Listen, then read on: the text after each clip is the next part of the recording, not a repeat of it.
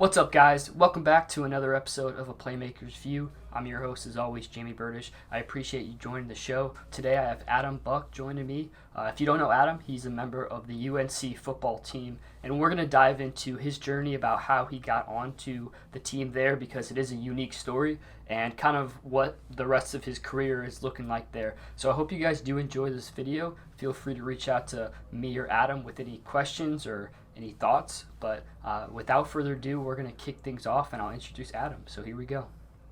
All right, guys. So like I said, I have Adam Buck joining me. Adam, thank you so much for being on the podcast. I know you're a pretty busy guy with all that's going on. So first off, I want you to kind of introduce yourself to the viewers, some of them who don't know you. So who are you and what do you do?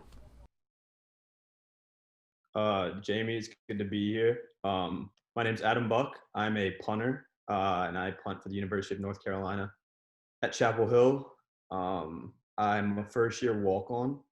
I'm a former practice soccer player at UNC, and I kind of picked up the punting thing over the past year. But yeah, that's me. Gotcha. So walk me through. You're in high school. You're a goalie. All that. You're a goalie, correct? Yes, sir. All Yep. right, so you're a goalie in high school. You come into to UNC, and you're playing with the soccer team, and then you try out for the football team. So walk me through how that kind of went down. My process to the UNC football team was in no way normal. I actually didn't even come in with soccer. So in high school, the story kind of starts in high school. I was attempting to walk on to UNC's soccer team at the time. I was a senior in high school. I just basically just like a back into the roster support goalkeeper. That was my goal. So I actually was dropped from the recruiting class in March of my senior year. I wasn't like committed or any way. I was honestly recruiting them at the time. I was trying to be a part of the program. Things didn't look good for their things were not going to work out for their recruiting class at the time. So I think in March of 2018, I was informed that I would not be brought in for the following fall, but to stay prepared for the spring. Just the spiel they'll give you, just like just stay ready in case they need support in that unit. So from there, I honestly I was a reserve with a semi-professional soccer team that summer in Greensboro called Carolina Dynamo, which is now Fusion U23s, which is located in Greensboro. But I was kind of gonna just put the boots up, you know what I mean? Just gonna kind of put them away, call it a career, and rock on with whatever academics had for me. Um, but I made a decision that I wanted to try out for the club team at UNC. It was like a big deal at UNC. I didn't really understand how big of a deal it was until I got to Carolina. But it there was about 250 kids at the tryout, and I think like five made it. Five freshmen made it of the 200 kids. 150, 200 kids that tried out, and I was lucky enough to be one of the five. So that maintained my soccer career. And then I think it was the fall of my freshman year. I made the decision, or no, I actually made the decision to reach out to Anson Dorrance, who is the women's head coach at UNC of soccer. And he's a legend, one of the best coaches of all time. 22 national championships, absolute legend. And I asked him if I could just train with his girls.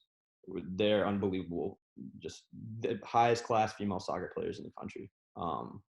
So I got the opportunity to work with them, and this is just the crazy. I'm sorry I'm taking so long on this first question, but it was a process. So uh, I trained with them through that fall, and it was just crazy how everything worked out. So I think it was before winter break of that fall, the senior captain of the men's team at the time actually dated and currently does date the women's captain. So Taylor Aldo, the women's captain, and Mauricio Pineda, they kind of linked in that way of me networking with them. And I was at the field with the girls. The guys looked like they needed a goalkeeper. They were going through shooting drills, and I kind of hopped over and said, "Hey, like, can I hop in with you guys?" And they were nice enough to say, yeah, man, throw the gloves on. We could use somebody in the net. And there were just like insane players on that side. I think Cam Lindley, who was drafted by Orlando City, was over there. Mauricio Pineda, who is currently with Chicago Fire, on pace for Rookie of the Year in the MLS. He was on that side, so incredible players on that side. So I made the decision to go over there, work with them for a minute, and I just did my thing. I hopped in the goal. I made the saves I needed to make. I did my job, and they liked what they saw. So Mauricio kind of got my information, got my number, and then from there, I was doing their unofficial work with them for the rest of that entire spring, working with them in their captain sessions, a lot of their pickup, just kind of doing what I wanted to do originally, just be in the goal with them, doing what I love to do. So that was kind of how that went. So soccer rolled with that, went with that till early sophomore year. Football was having tryouts, kind of talked to the boys, said, hey, like I have the leg. Should I go out and try it?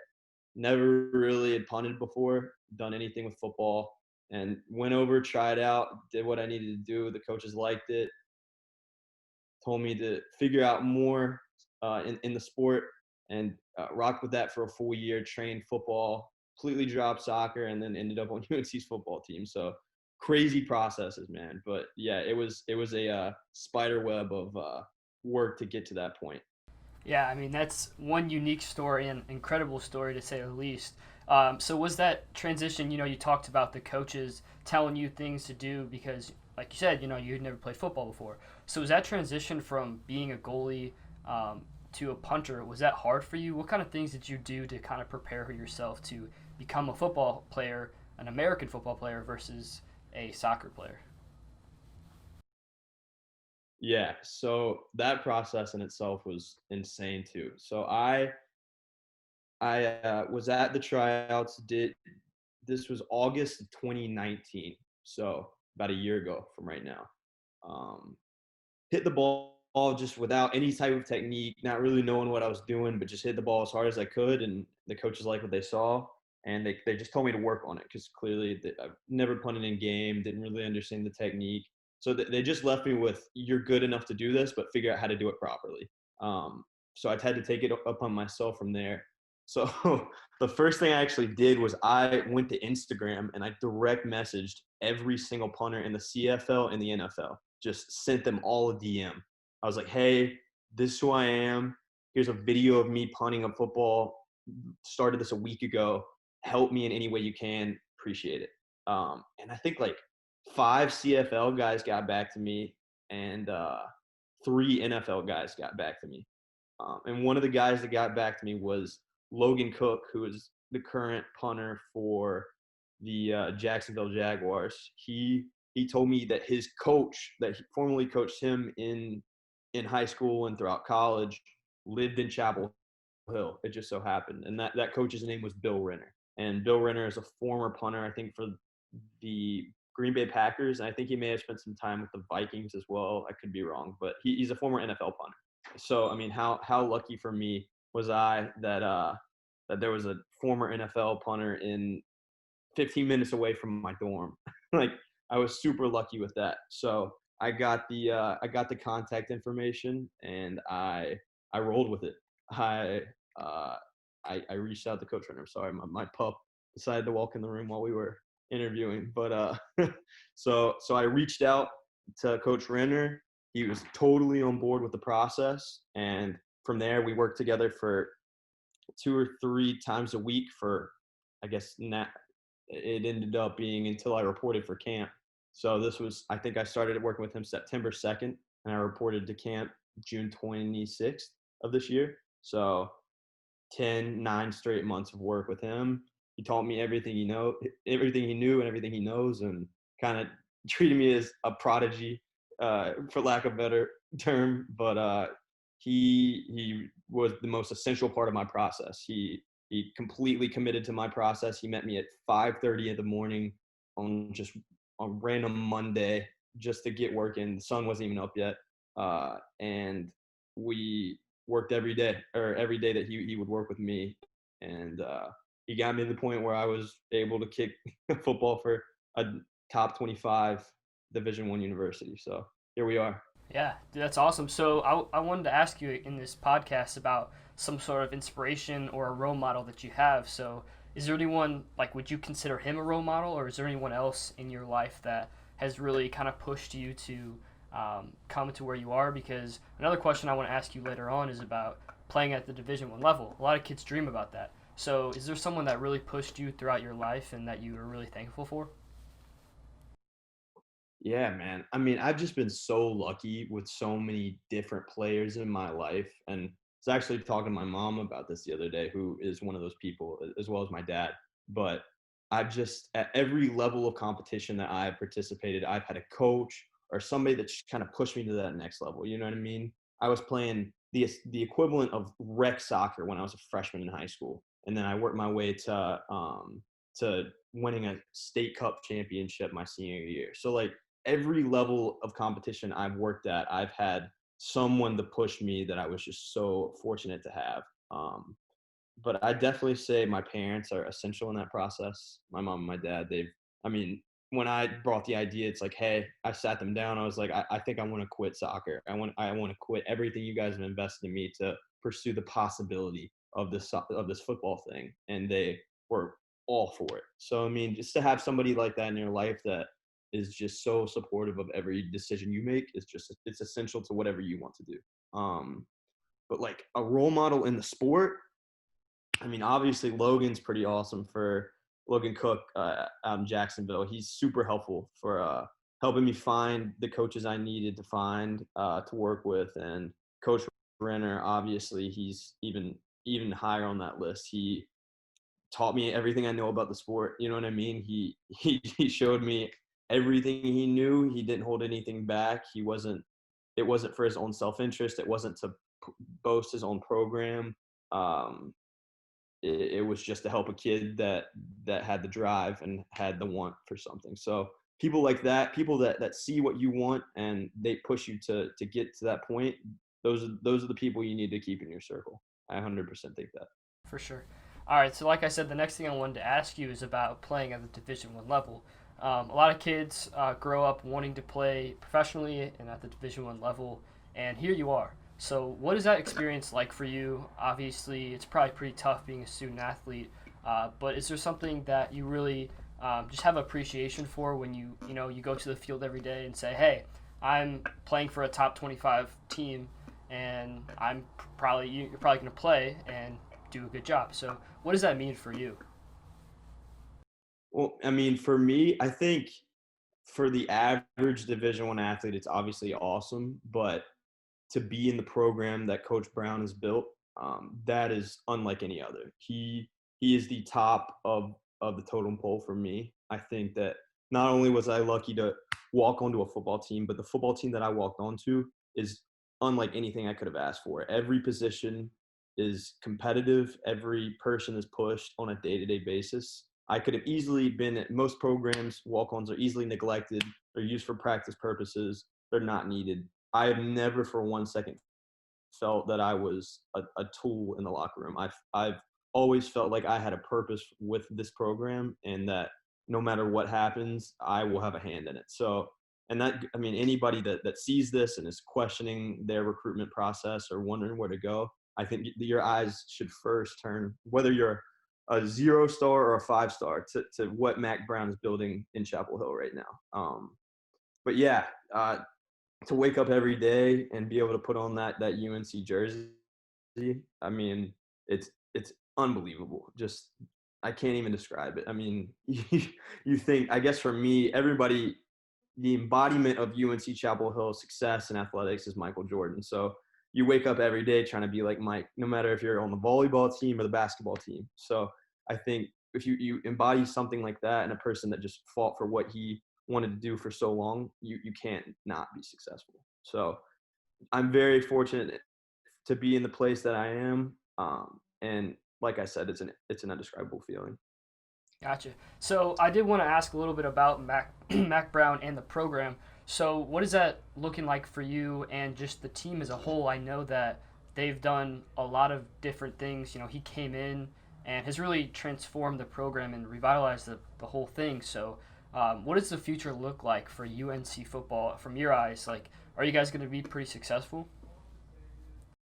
I cannot see a future without success in the UNC football locker room. The recruitment that they've done, the development they've done, the coaching staff is unbelievable, and it was apparent to me before I was playing football for them and while I'm playing football for them. I sat and watched that last season campaign where we went, I think, 7-6. We winning season compared to what we had prior. It's just incredible to watch. I mean, he's one of the greatest to ever do it. Coach Brown is unlike any coach I've had the opportunity to work with, and I've worked with Coach Dorrance, who's another legendary coach. And I mean, they are in the same conversation. I mean, the people in this UNC system are indescribable, like I said. But to answer your question, yes, I think there is nothing but success for this program and the future that's coming. I think it's only going to get better. Yeah, that's good. I'm looking forward to seeing the team succeed and you succeed. The last thing I wanted to ask you before we kind of wrap things up is obviously the coronavirus is having a huge impact on college football. So, what are your thoughts on the whole situation of possibly playing spring football? But you guys are still scheduled to play in the fall. So, what's that looking like for you guys? Testing, practices. How has that been for you? I mean, I can't speak for any other teams in the country, but I can promise you that the University of North Carolina is going to be prepared for whatever happens. We are going to work every day, and if the opportunity arises 2 months late or 2 months early, we'll be ready. We play every day and practice every day like our first game is tomorrow, and I think that's the only way you can do it in this situation because so much uncertainty. The world is just full of it right now. So to answer that, I think that no matter when you tell us to play college football, we'll be ready to go. I don't really have answers on whether or not things will happen or whether they will. But I think we're going to be playing college football, and I'm banking on that, and I'm ready to do whatever my coaches say at any time. So That sounds good, and I'm looking forward to seeing you play because now I know you and I can watch out for you, and all the viewers can look and all that good stuff. So the last thing, you've had an amazing story. So is there one thing that you would want to just tell people who are looking for the opportunity to play at a Division 1 level or for anything?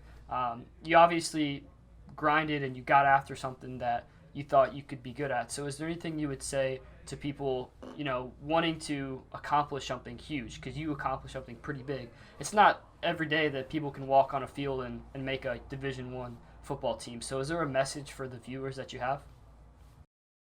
yeah, man. I mean, it's just if there's anything that you want in this world, you can 100% go get it if you put every ounce of your effort into it. And I don't think I think people get lost in the idea of how much time you put into something. Obviously, I think time's essential to success and to getting what you want. But for me, it's the focus that you put within that time. And I think Kobe Bryant embodied that really well. I think he's a guy that he made not I mean he did practice 24 hours a day, don't get me wrong, but within those 24 hours a day he was focused. I mean, you couldn't take him out of it. He's the Mamba. Like his mind was there, his body was there, everything was there. His preparation was unlike any other, and all those things are just so essential to success. But if I could tell somebody that is a year behind me in their process and is going to have to go through the year that I went through to get what I wanted, you just have to isolate what you want. You need to prepare, and you need to go get what you want. And that's the best way to put it. You can't overcomplicate it, and you can't oversimplify it because it's there. You just got to put in the work every single day. Identify your weaknesses, put those weaknesses out, and know they're there, and crush them. So yeah, that's my advice to somebody that wants something and needs to go out there and get it. Yeah, I really appreciate you coming on. I mean, you have an incredible story, and I hope that the viewers listening, they can get inspired by your story because it's awesome. And I'll check back in with you soon, depending on if you guys play in the fall or the spring. But I do want to check back in and see you actually get some playing time and get on the field. So I think that's going to do it for us. I want to thank you for joining me. Thank the viewers for listening today on A Playmaker's View. And stay tuned for the next episode of A Playmaker's View that'll be featuring next week. So stay safe, guys.